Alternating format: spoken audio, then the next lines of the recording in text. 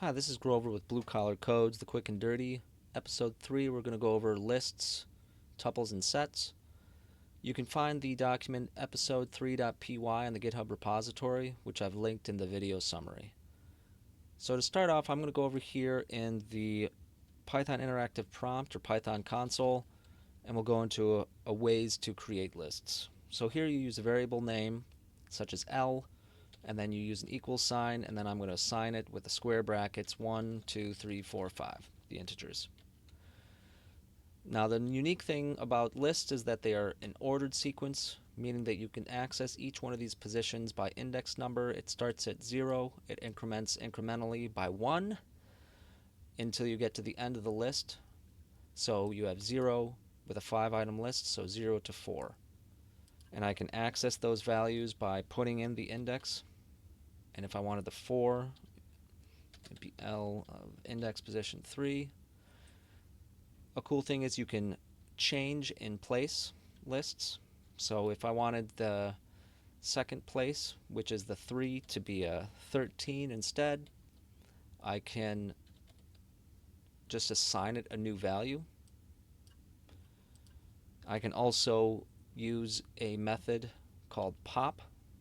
The way to use methods is variable name dot then the method name, which here it's pop, and you take an index. And first I actually want to show the case that it assigns or returns a value when it's removing it from the list. So a equals l.pop and index position 2. Now a equals 13, and the list no longer has that 13 in it. So other ways to create lists are using the list built-in function. So you can do list, and then you do a range of 1 to 6, and that'll get you that, as well as you can do a list of an entire string, and it'll separate it out into individual characters for you.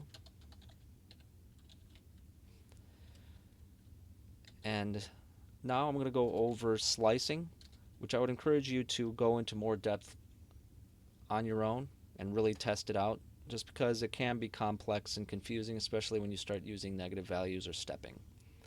So I'm going to reassign L to 1, 2, 3, 4, 5.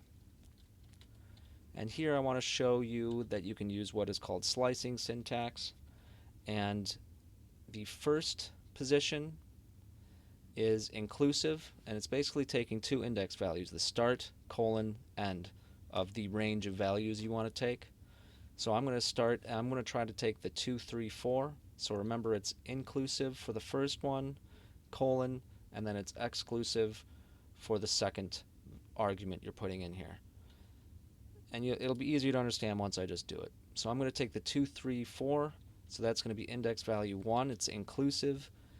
And then I want to include the 4. So I actually have to put the index for this 5 because it's exclusive for this second number. So it's actually going to be a 4.